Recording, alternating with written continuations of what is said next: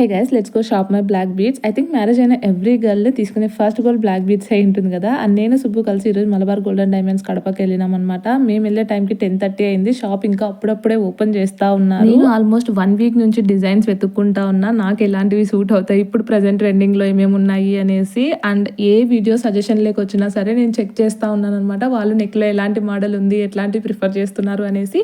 And నేను అన్ని చూసిన తర్వాత పర్సనల్ గా ఏం ఫీల్ అయ్యాను అంటే, ప్రస్తుతానికి ట్రెడిషనల్ వేర్ లెగ్ సెట్ అయ్యే మంచి బ్లాక్ బీడ్స్ చైన్ తీసుకుందాము అని అనుకున్నా అనమాట.